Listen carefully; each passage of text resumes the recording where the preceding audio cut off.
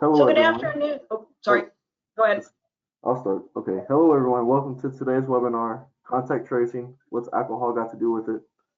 My name is Orlando Cooper, one of the graduate assistants at IHEC, and I'll be your moderator. I am assisting Madison, the Assistant Director for the Illinois Higher Education Center for Alcohol, Other Drug, and Violence Prevention, and we are very excited to be hosting today's event. Before I hand over the webinar to Dr. Zakowski, I have a few housekeeping items to cover about today's webinar and the GoToWebinar platform. For those of you new to using GoToWebinar, you will see the control panel on the right of your screen. This is where you will find the question box that you can type and submit to at the end of the presentation. All attendees will be muted for today's program, but that doesn't mean you can't participate. And I will hand it over to her. Thank you so much, Orlando. Hello, everyone out there in IHEC land. As Orlando said, my name is Alicia Chakowski. I am the Director of Public Health Initiatives and Assessment at Tulane University, which normally means I manage our health promotion, assessment, marketing, communication, and recovery communities. But in this very interesting current time, I also manage our new contact tracing efforts, which I'm going to chat with you all about today.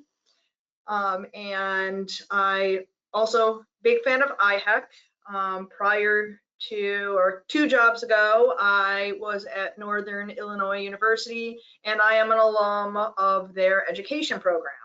So have spent a lot of time at IHEC events, and hello to any of my NIU peeps who are out there. We can go ahead and get started. Or not. Come on, you. There we go. So as every good presentation has to have, learning objectives.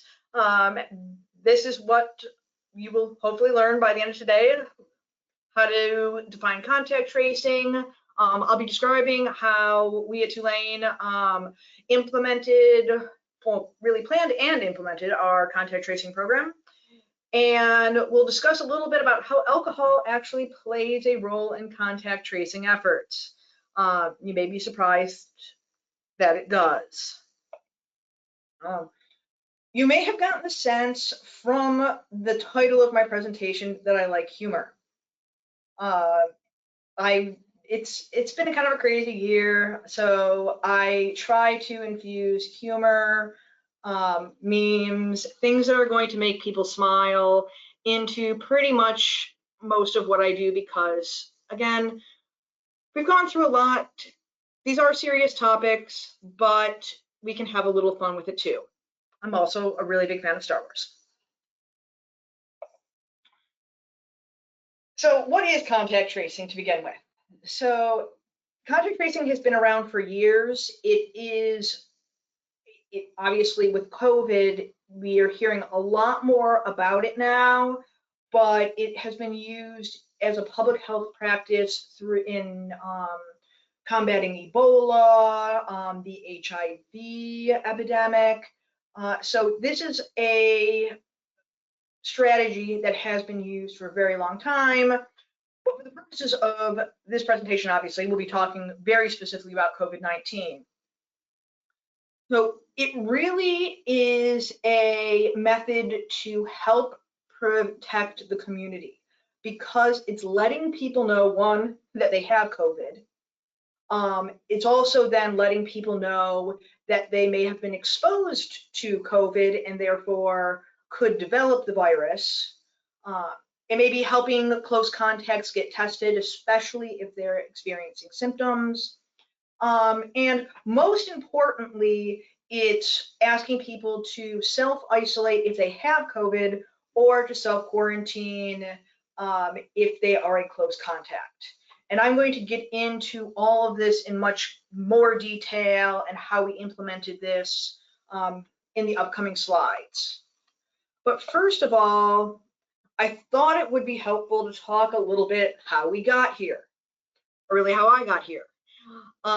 So back in June, as we were starting, well, May and June, as we were starting to figure out what our plans were going to be for this fall. We knew that testing was going to happen if we were bringing people back to campus. We knew that we probably have to have some isolation quarantine procedures. But one thing that we did not have at all in place at this point was a campus contact tracing program. Very few campuses have a contact tracing program in place. So I was kind of voluntold that, guess what? You need to figure out a contact tracing program. So this is something that I had learned about in my public health program. I knew it existed. To be honest, I had never done contact tracing before. It is not part of what I would have considered my background. So especially early on in May, June time period, I spent a lot of time reading, attending trainings. I don't know how many of you out there may have done the Johns Hopkins training, but that one was really helpful. And then some of the trainings to the CDC, talking to colleagues across campus or across the country who were trying to do the same thing, to really try to figure out what it was that we would need. Luckily, I also had a colleague in our School of Public Health and Tropical Medicine that had done contact tracing in the past for Ebola. So she was able to give me some of their information and their protocols to help us build ours. So as I'm putting this all together in my head about what we're going to need, obviously like personnel, we're going to need the plan in place. But one of the things that I first started thinking about was, how are we going to track all of these people? And so I started meeting with our electronic health record that we work with. We have Medicat here, and talking to them on what they could help us with in terms of building out a means of tracking the folks, but also helping us create forms so that we could ask all the questions we needed to ask. We have a case management team on campus, so I was also early on talking with them to help figure out, okay, once these people are in isolation and quarantine, how are we going to help them? How are we going to support them? Work with our health center to figure out our isolation space, which I'll talk a little bit more about later, as well as our testing program. And then our Tulane School of Medicine, we brought in very quickly to work with us on being our testers. So we contract with them to actually do all of our testing on campus.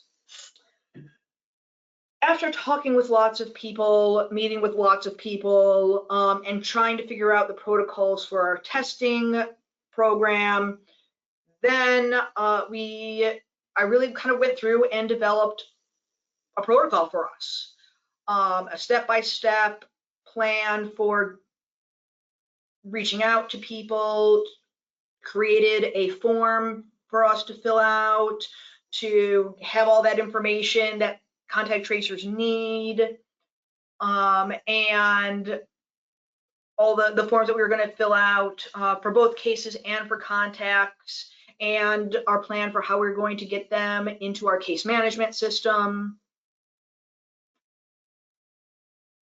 and shared it with people. We thought it was good. Again, we had never done anything like this before.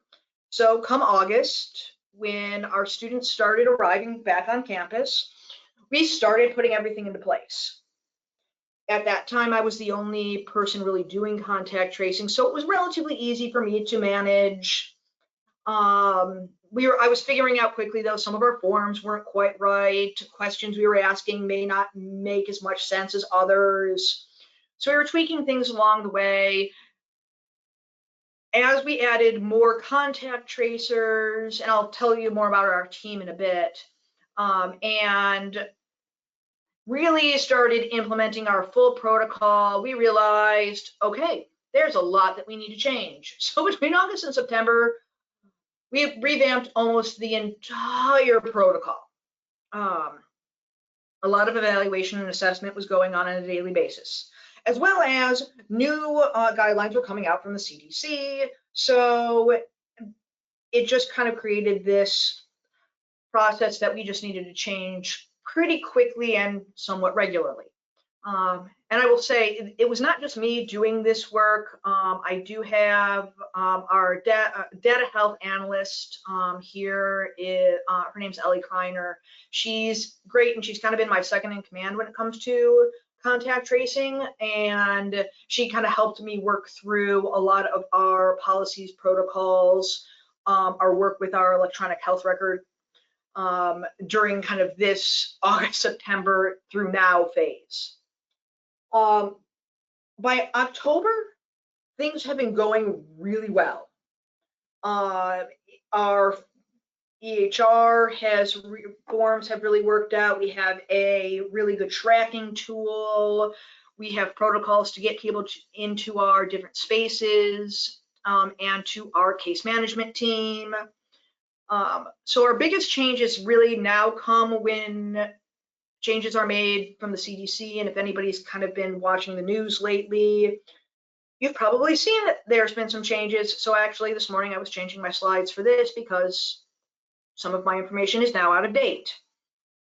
So it's one of those things that even though we have a good protocol, it's still going to be changing as we learn more about this virus and about kind of some of the better practices for our universities and looking at what other universities are doing.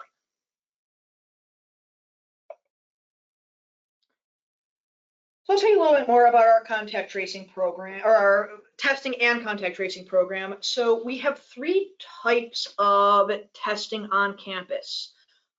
We have return to campus, and this starts right out at the very beginning of the semester, and we're going to be doing the same thing this coming spring, where before anybody can move on to campus or anybody can attend a class on campus, they have to be tested and receive a negative test result. But also our return to campus testing encompasses the individuals who may travel out of state. You know, you have students that have medical emergency, need to go home, or there's a family situation, they fly somewhere. When they come back to campus, it's the same thing. They have to have a negative test when they return to campus before they can either move into the residence halls or they can start attending classes again in person. Then we have our surveillance testing, and this is regular testing that happens throughout the semester. And this is asymptomatic. This is just ones that they have to schedule themselves. The amount of testing kind of has changed over time. This was one of the things that we learned during some of those higher problematic times of year. For us, that would have been things like Halloween. We're thinking ahead to Mardi Gras.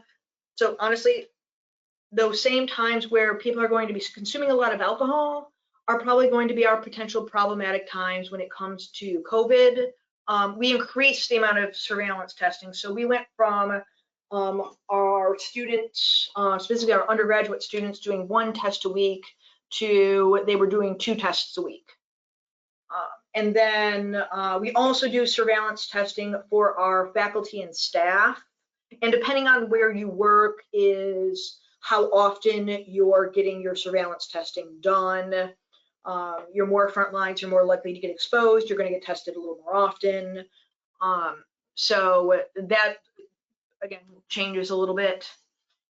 Finally, we have our symptomatic testing that is done right at the health center, and these are clearly for people who have some sort of COVID symptoms. We only offer this at our health center for students. We do not do symptomatic testing for our faculty and staff. We do have a clinic, it's called the Living Well Clinic, that is connected to Tulane, where people can go get a test done if they're staff or faculty. Or they can go to any of the places around New Orleans or their primary care physician. So the testing happens.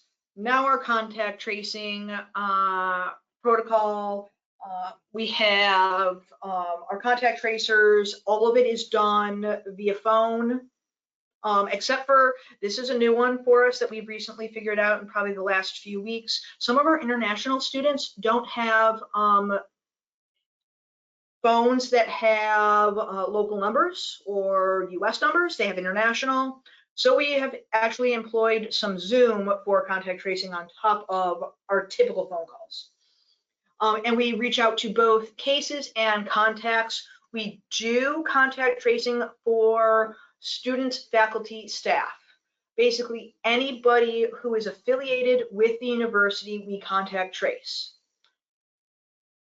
We do not contact trace for people outside of the university.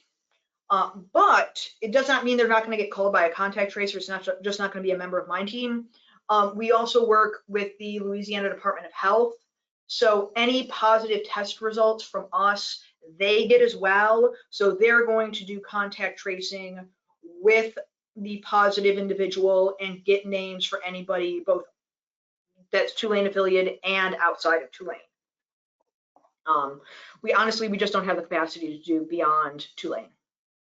And then we have our isolation and quarantine protocols. I'm not going to get into that too much today, though alcohol has played a bit of a role in those two locations, or those two situations as well, which you'll hear a little bit more about later. But basically, isolation is for our cases, and then the quarantine is for our contacts. So if you hear me saying isolation, I mean, we're talking about our students or staff or employees who are positive, and then quarantine are for those that are close contacts. I'm not going to go through this because it's wicked complicated. But the last slide was our kind of simple breakdown. This is the much more specific breakdown of how our testing and contact tracing protocol goes. It's also currently slightly out of date because of the new CDC guidelines. So, but this is just to kind of give you a sense of how many moving pieces we have put together. And this is not, by far, not just me at all. I'm one piece of this interesting machine, but this is all the different players, steps that we have to have in place to try and keep COVID from running rampant on campus. So I thought it'd be helpful to talk a little bit more about our team here on campus who are doing our testing, contact tracing, and case management process. So for our testing, all of our symptomatic testing for students is really coming out of our student health center. So it involves our nurses and providers. Typically, they will.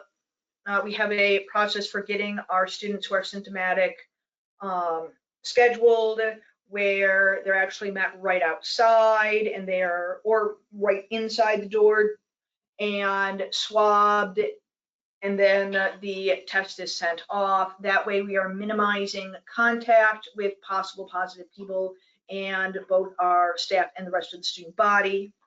Our staff who are doing all of these symptomatic testing are also wearing full PPE.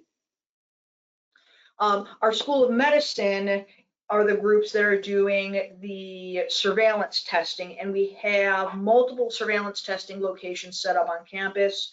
We have one set up within for one that's specifically for our undergraduate students. We have two campuses, Uptown and Downtown. Uptown is the campus where most of our undergraduates and what we would consider kind of our main campus hub.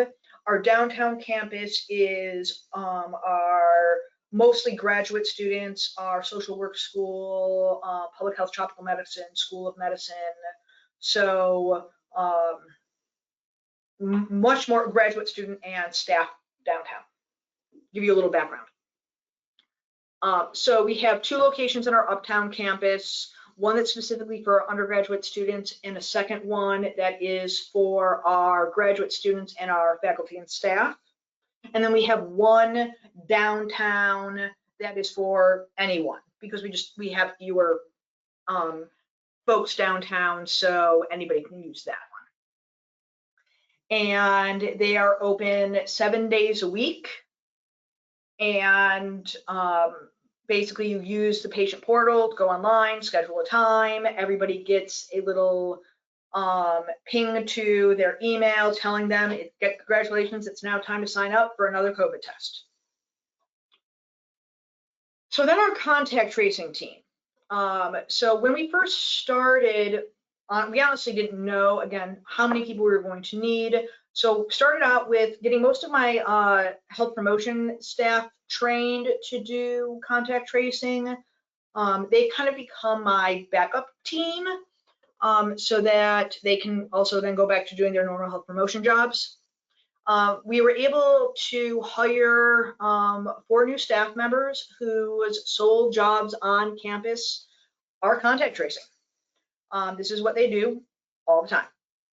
And they've been great. We've also had a number of reassigned staff. Certain departments weren't really able to do their normal jobs. Specifically our athletics department, we had our crew that was kind of in charge of our ticket taking, or not ticket taking, but our ticket selling and our ticket doing, so that obviously if we don't have people at games, we don't need to sell tickets. So they were reassigned to us as contact tracers, and they were phenomenal. I'll say, like, they're used to being on the phone talking to people about buying tickets. They make very good contact tracers. And we also had a couple people from our HR team who would also come and work with us. Sadly, yesterday was the last day for all of them to work with us. Positives, I'm getting a few new staff members that are being hired to do nothing but contact trace, but we will miss our reassigned staff. We also have a big crew of part-time students who are, most of them are members of our Tulane EMS team. And we also have a couple of folks from our 2 peer health education groups. And it works out really well. They already are all HIPAA trained. So they all have, because of their peer education and their Tulane EMS jobs, they already have to understand and do our HIPAA training. Our EMS team knows how to use our electronic health record. And this was an opportunity to give them a paid position on campus. So it worked out really well for them and for us that we have a group of students who are, a lot of them are also looking at careers in public health or medicine or education. So this is some really kind of interesting, good experience for a lot of them. Last but not least is our case management team, and they are an actual office on campus called Case Management and Victim Support Services, and they really kind of start where contact tracing ends, with working with the students once they are in isolation and quarantine, and there's groups that do there's kind of 3 different levels: the isolation on campus, the quarantine on campus, and anybody who goes off campus to isolate or quarantine. And so those are our 3 big main groups who are doing this work. So once the folks get tested, whether or not they are tested uptown or downtown, the results get pushed to our electronic health record, and contact tracing is the first line that sees the results. So we typically get the results, actually right now it's closer, it's actually gone down. We promise people we will be in touch with you between 24 and 48 hours. Usually it's closer to less than 12 hours from the, definitely from the time we get results. But our turnaround's pretty fast. I didn't mention this. Our contact tracing goes 7 days a week from typically from 8 a.m. to 9 p.m. So we are there a lot. Right now we have shortened hours because the students have gone home. But we typically reach out and we are the ones to let them know. It makes for some interesting conversations. Some of them know that why we're calling them. Some of them are very floored, lots of emotions. But we let them know, and we also work with them to figure out who it is that is their close contacts. We also work with them on, what symptoms do you have, what other support do you need, and help them get set up with their self-isolation. Because again, we are HIPAA compliant, we do not share their identity with anyone. We do have some contacts who get very grouchy with us because we will not tell them who the name of the case was. Some of them know, I would say most of them know, because their friends have shared with them already, but not everybody knows, and we will not share. And like I said before, everything's recorded in our electronic health record, and then all the cases are then assigned to a case manager after completing their contact tracing. These are the current protocols for self-isolation that we follow, and we explain all of this to them when we're having the conversations. This is also why it's so important for us to talk with them about their symptoms, because that helps us determine when their first day of isolation should be, so when we can potentially let them out of self-isolation. The close contact protocol recently changed to, it used to just be within 6 feet for more than 15 minutes. And now it's 6 feet for more than 15 minutes in a cumulative 24-hour period. So if I was with one of you for 5 minutes and then another 5 minutes, 3 hours later, and then another 5 minutes, another 3 hours later, we'd be close contacts. We also have very specific things for our residence halls. You may not have seen your roommate in 2 days, but if you are living in a, room where you're sharing a bathroom, you're sharing a kitchen, you are potentially touching each other's stuff, even if you have not physically seen one another, you are still considered a close contact by us. And then obviously anything where you're going to potentially be sharing, like physically touching someone or sharing bodily fluids. And then, we also make phone calls to the close contacts. Same thing. Sometimes the contacts know, sometimes they don't. Sometimes it's a major shock to them.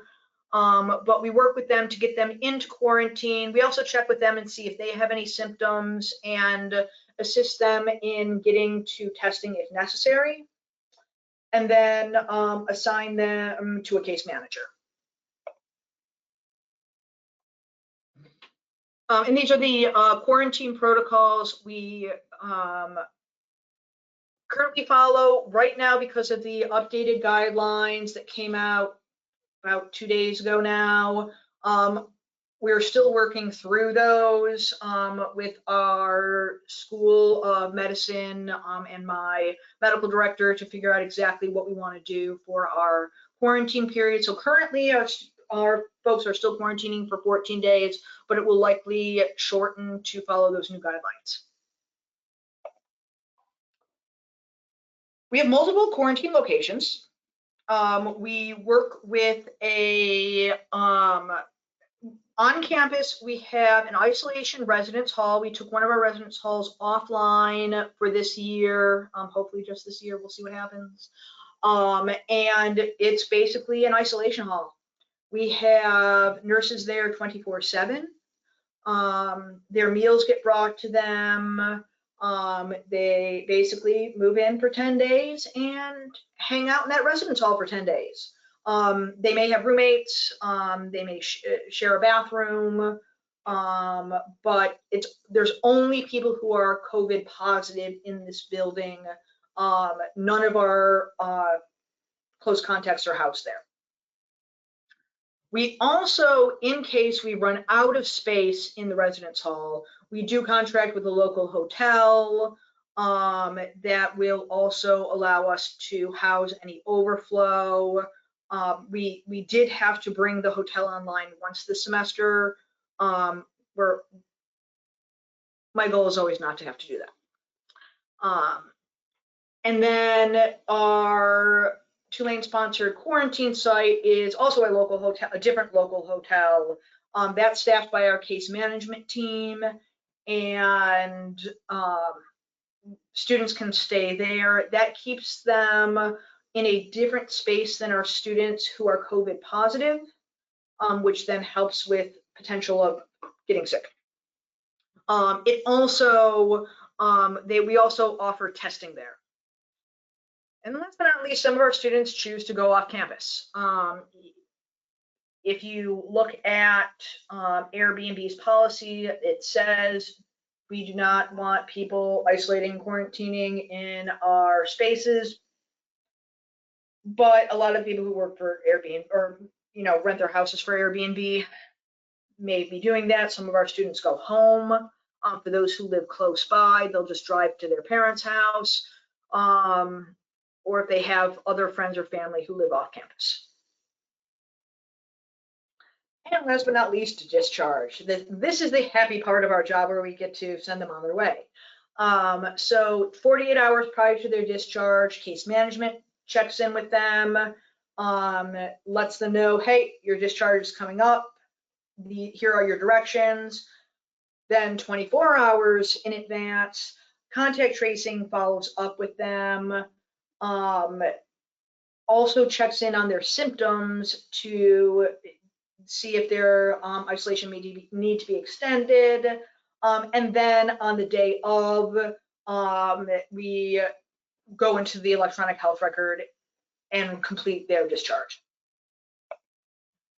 All right, that was a whole lot of questions about, or a whole lot of information about contact tracing. I wanted to pause at this point to give time to see if people had questions about contact tracing before I went into the alcohol specifics. So if you do have questions, feel free to type them into the chat box. Looking down, it doesn't look like, so far nobody has put in any.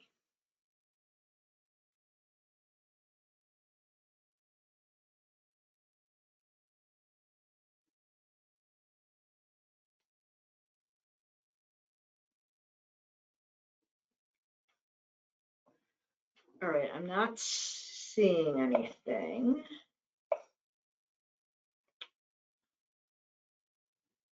I'm going to leave a space at the end for additional questions. So if something comes up, please feel free to ask.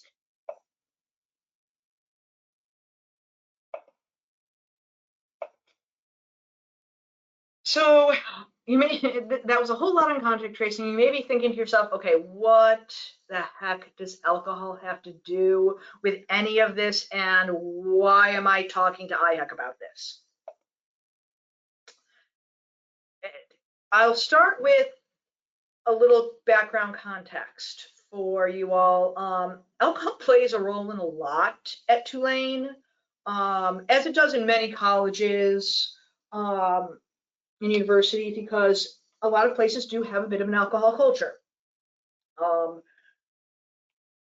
New Orleans adds a whole new level of alcohol to it just because of some of what we're known for around Mardi Gras, Bourbon Street. Some of our students come here with a mistaken perception that we are Mardi Gras and Bourbon Street year round. In fact, we are not. That's much more touristy than most people who live here.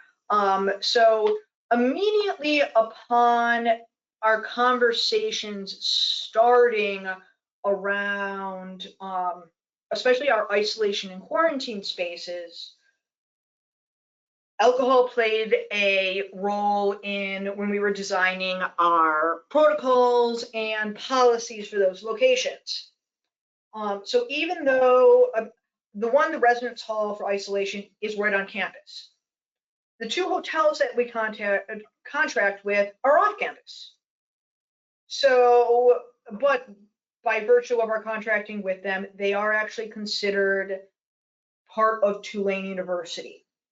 So we very clearly say in all of our policies that any policy of Tulane University also is, you have to fall under while you are at either of those locations. We also built in, you can, because we do have people who are over the age of 21, we do not have dry residence halls here. You can have alcohol in the residence halls if you're over 21. We added, you cannot bring alcohol with you into the quarantine or isolation locations, regardless, doesn't matter if it's a hotel or if it is the on campus or the new isolation dorm. They did. They brought it, you know, we knew that was going to happen, but we wanted to make sure that we had it written down for that reason. What we were not thinking about, and hindsight, as they say, is 2020, we did not put in no deliveries of alcohol.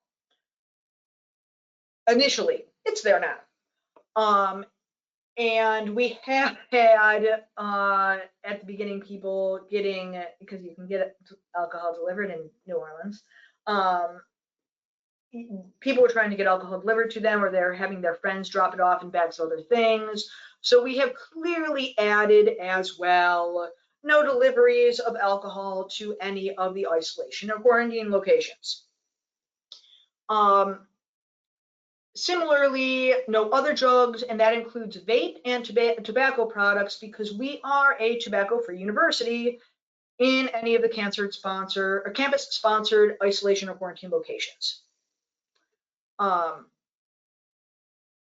We bombard them with this information because, as you may know, a lot of times students will play the "well, I didn't know" game with you. So they are told this multiple times.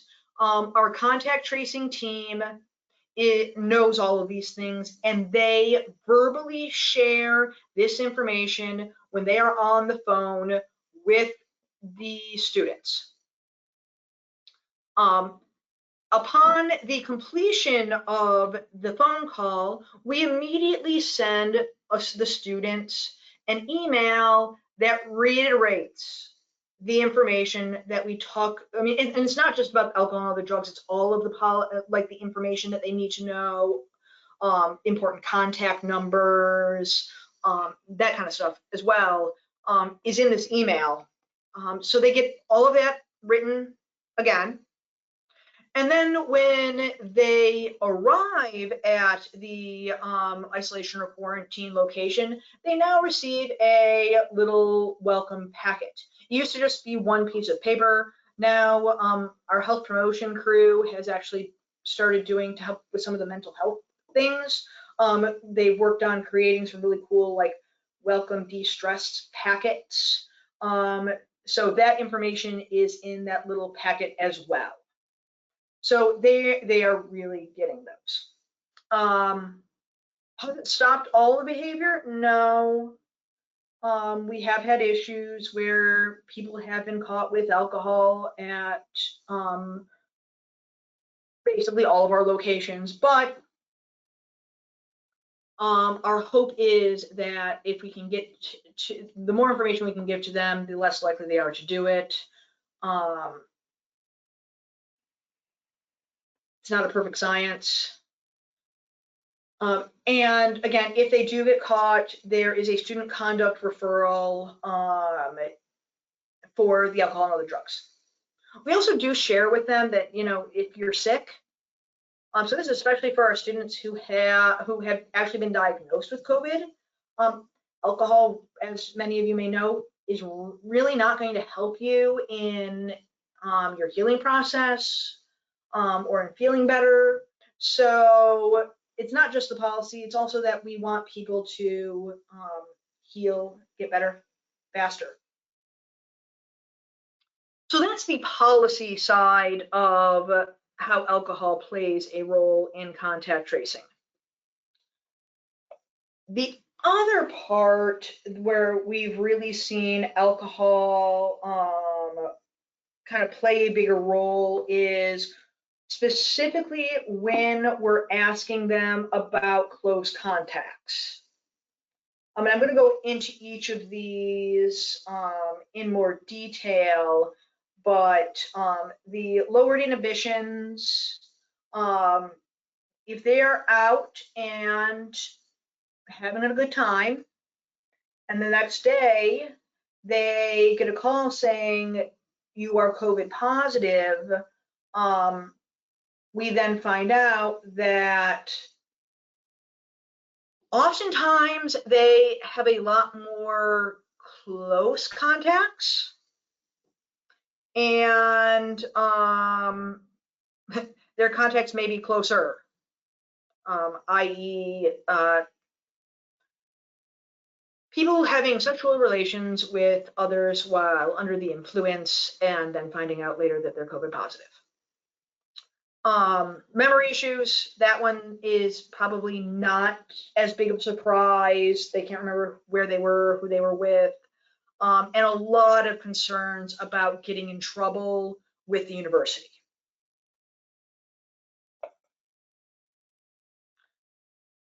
So rather than focusing on the problem, really kind of what we have done to work through some of these issues that we have found coming up during our contact tracing process. So when it comes to our lowered inhibitions, we've really employed some of our motivational interviewing techniques and some of our, open-ended questions. So trying to kind of get at what exactly they were doing, who they might have been with. Sometimes we learn way more than we want to. Other times it's like pulling teeth. So it becomes much more about asking a lot of pointed questions. So what were you doing? Did you do this? Did you do this? Did you do this? And trying to get them to think through the entire event. One of the things we've found several situations of is sharing of things. Like they're like, oh, well, we were wearing masks the whole time and we were social distancing, but yeah, we were all sharing a bong or a vape. And you're sitting there going, okay, I'm thrilled that you were trying to follow our mask guideline, but really, you thought that putting something that's had somebody else's saliva on it in your mouth was a good idea for this. So that's one thing that we have begun asking a little bit more about. And we do ask, did you sleep with anybody?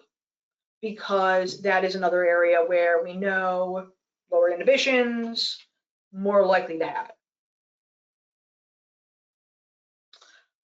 When it comes to memory issues, we have had several situations where we talked to one student and they're like, I really have no idea who I was with.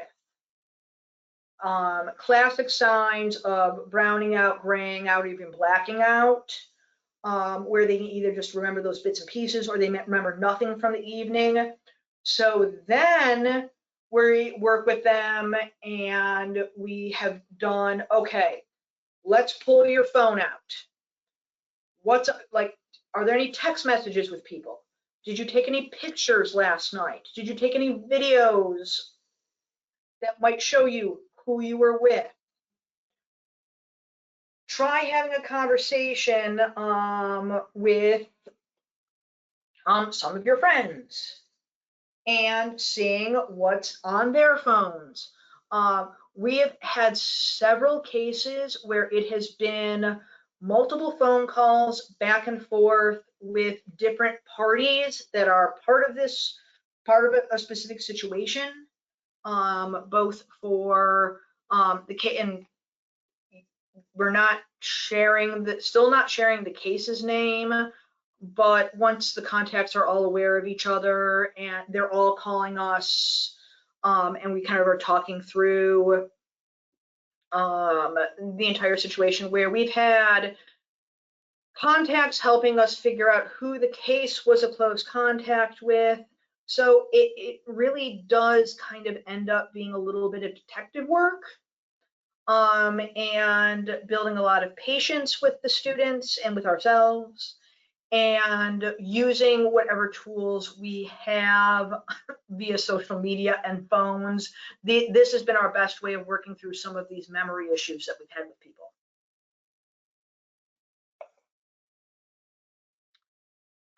The other really big thing that we get with is fear of being in trouble.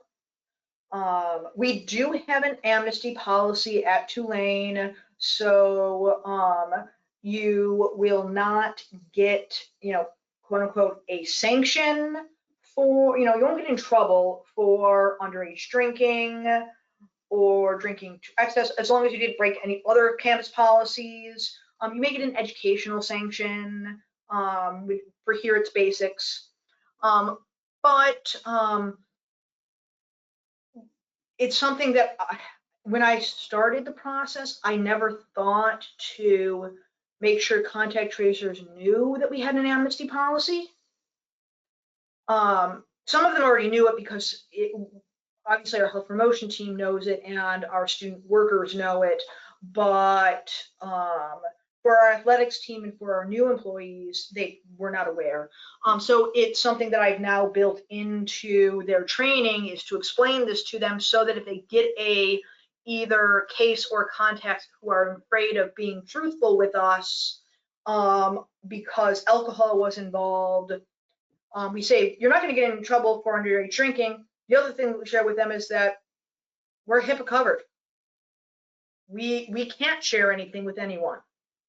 So if you tell me you were drinking and you're 18 years old, we can't tell contact that.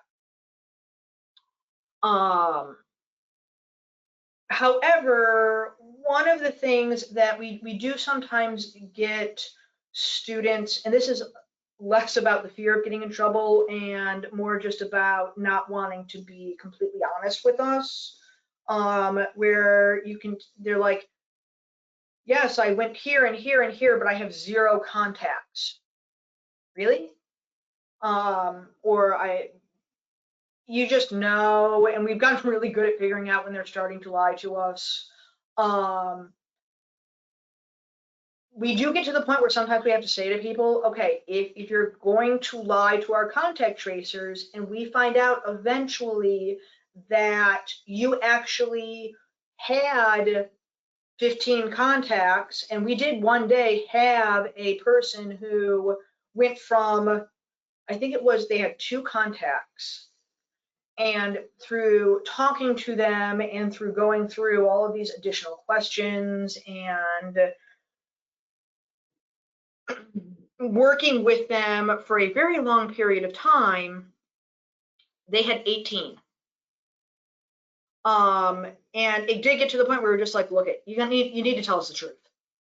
Because if you don't, and the university finds out, you're going to get in trouble for it. And finally, that was one of the ways we were finally able to get some more information out of the student. Sometimes we have students who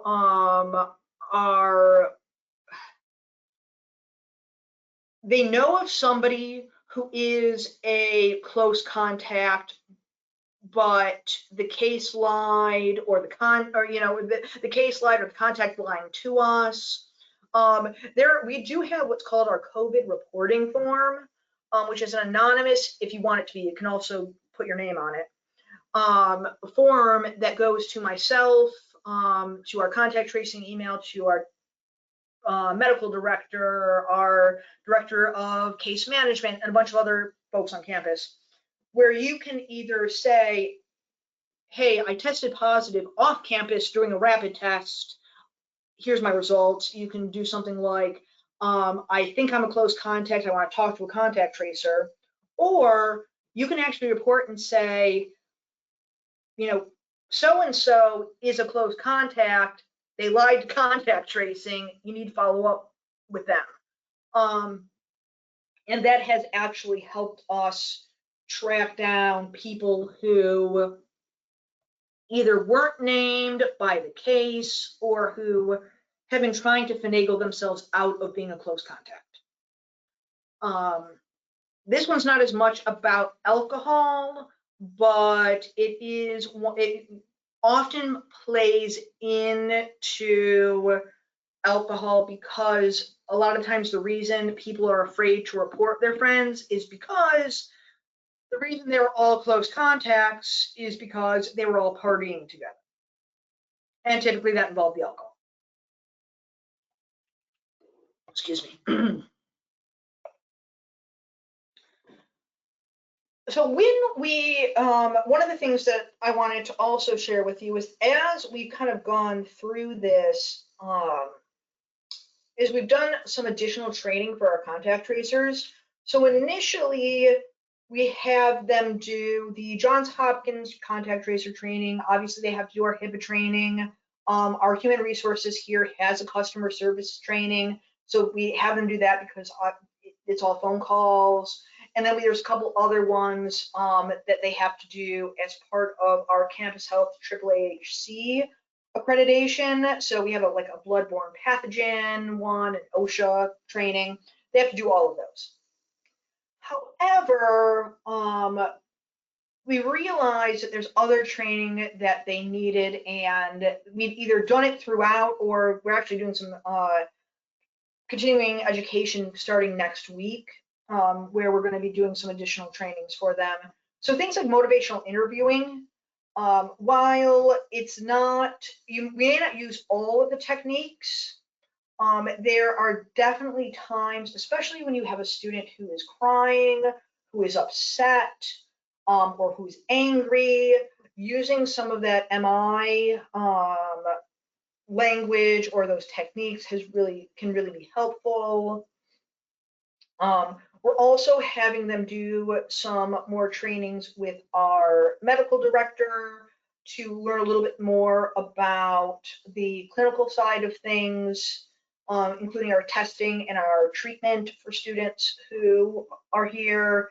And then we've been also getting them some more education around the New Orleans resources, specifically for our faculty, staff, and graduate students that may not utilize the same resources that our undergrads do. But I will say, the vast majority of the people that we've been working with through contact tracing are undergraduates. We do have a handful of faculty, staff, and grad students.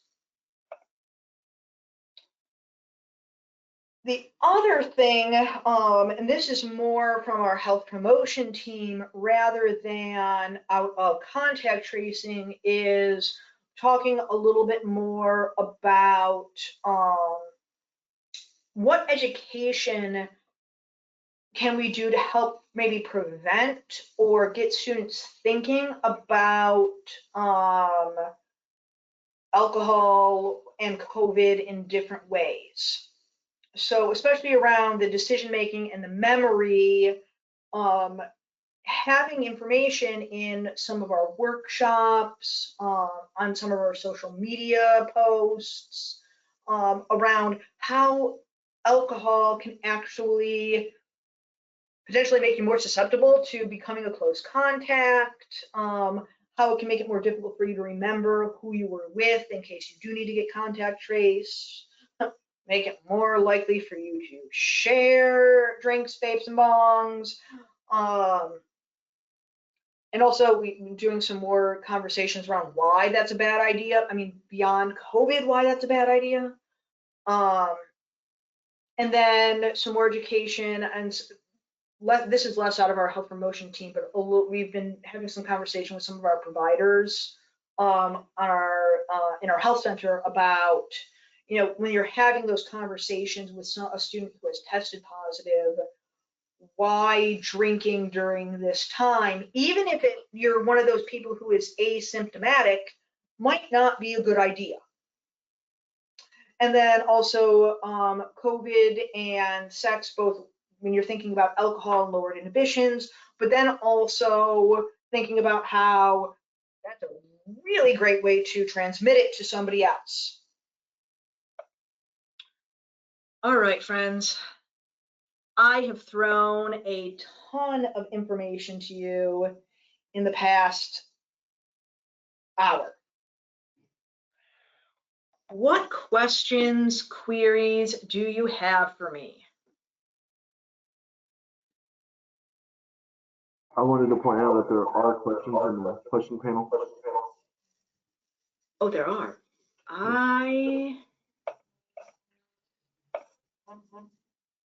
But yes, keep them questions coming, please. I do not see a question panel. Okay. I see chat. I can read them for you. One question is possible this was covered. I was late attending, sorry. Are the contact tracers paid? And if so, what budget did they come from? Can you repeat that one more time, please? I'm sorry. Are the contact tracers paid? And if so, what budget did they come from? Yes, all of our contact tracers are paid. For those who were reassigned staff, it's their normal salary. For our student contact tracers and our new full-time contact tracers, the university actually gave us a budget for contact tracing.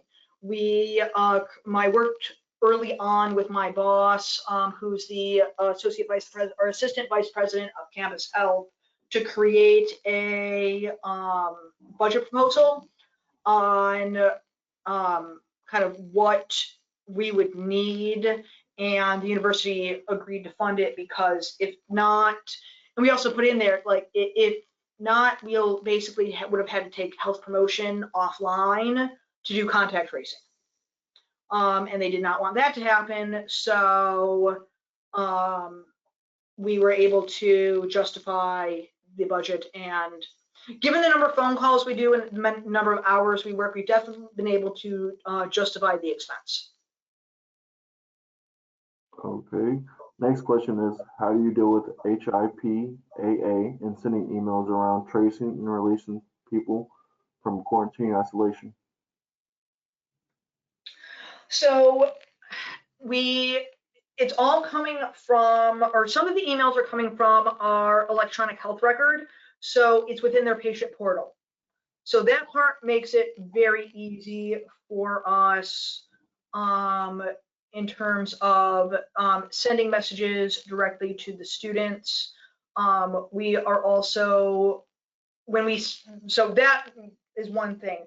We connect a student to our case management team through a Maxient report, which we work with our general counsel and our HIPAA privacy officer, and basically created a protocol for giving them the least amount of information necessary, but that way our students are able to get that extra support that they may need. So it was a lot of conversations with our general counsel and setting up very specific protocols for how to get students to certain people or staff to certain people. But other than sending messages directly to the student or doing those connections through our Maxient form, that's typically the only reason we're doing email. A lot of our other things would be done via the phone. Okay, next question. Do you receive any results from off-campus testing? All the time. So that's part of what's the COVID reporting form that we have. There's the ability to upload results. And so we do get a fair number of folks who test positive off campus, either because they're choosing to go get a test off campus. A lot of our faculty and staff, if they decide they want to test more often than the tests we're providing them. So that's the way that they can get the results to us, and that's how we ask them to get that result to us. Every once in a while, we still get an email with an attachment to, there's a specific email address our testing coordinator uses. And sometimes she'll get those, and then our medical director will follow up with that individual, and we'll get that person connected directly with our contact tracing team. But most of them come in through that COVID reporting form. We did a lot of promotion for that form at the very beginning of the semester so that people would be aware of it. Okay. Do students need a negative COVID test to be discharged from quarantine? No. Well, oh, I answered that too quickly. So that's some of the stuff we're working through right now. Up until 2 days ago, no. If they quarantined for the 14 days and were not symptomatic, at that point, we released them from quarantine. There's some new guidance from the CDC that says you could, they still recommend 14 days, but depending on your resources and your jurisdiction, you could shorten it to 10 days without a discharge test, or 7 days with a discharge test at either within 48 hours of the discharge. That's what we are still working through right now, and we have not, as an institution, decided exactly what way we're going to go yet. Luckily, most of our students are off campus at this point. They went home for Thanksgiving, and so we have a very small number of people that are still on campus. Obviously, we still have staff and faculty, but our numbers have gone down dramatically, so we have a little bit of time to kind of work through this with our medical director, our school of medicine, and our general counsel. Okay. So if you have a protocol, you may want to look at it because it may need to be changed. Okay. Could you talk more about how you gather more of the cases' close contacts via their contacts? Oh, sure. So sometimes, so obviously we start with the cases, and we have a lot of very specific questions that we ask people. Who are your roommates?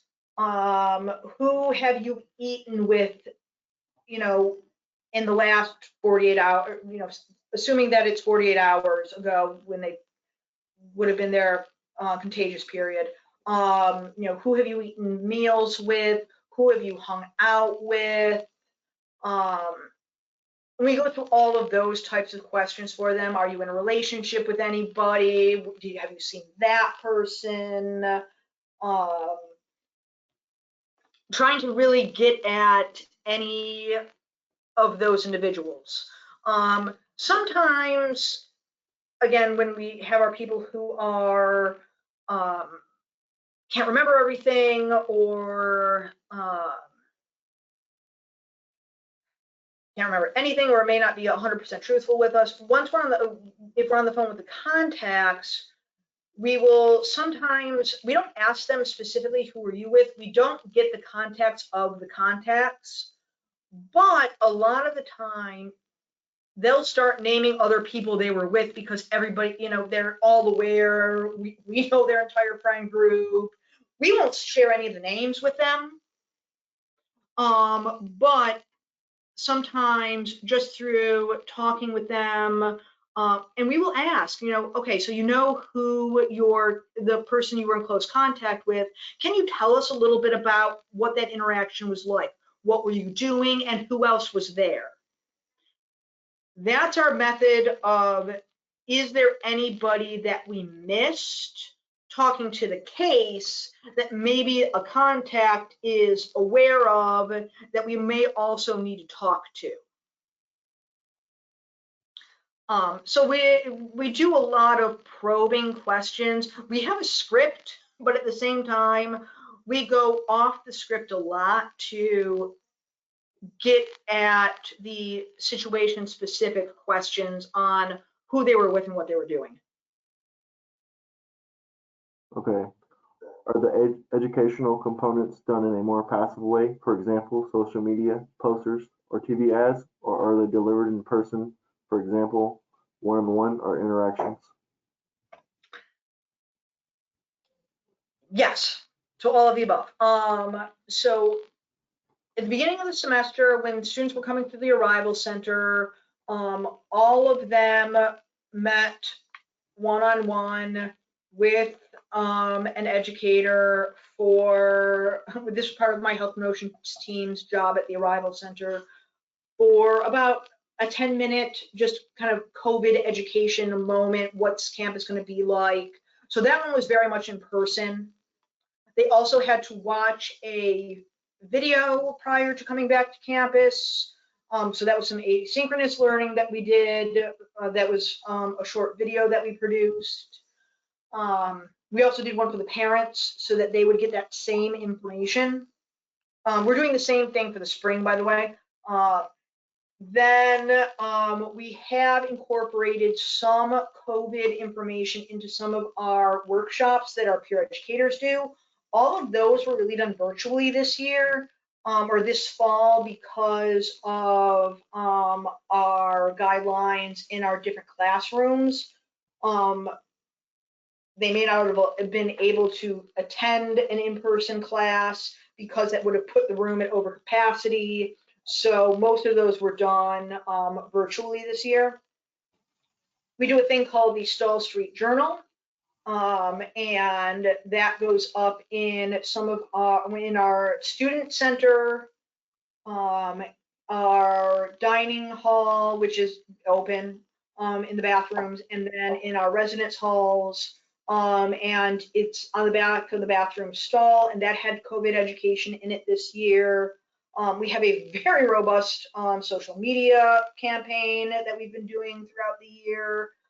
And we've done a number of posters, both or really digital or images, both that have been created into posters and then put on digital screens in our health center, our student center, and excuse me, in some of our residence halls.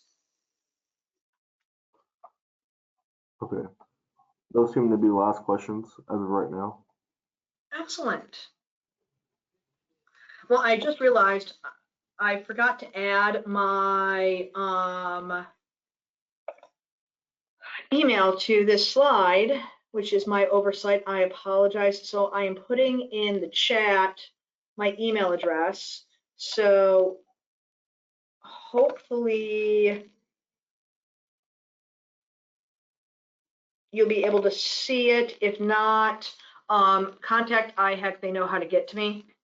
But I'm definitely happy to talk to anyone and get information to you or answer any other questions. This is not like, I'm happy, any of my protocols, any of the stuff we've generated this semester, happy to share it with people. Okay. I'm pretty sure your email went to everybody. Excellent. Okay. And thank you for the wonderful presentation. Thank you all. I really appreciate you having me today. Yep.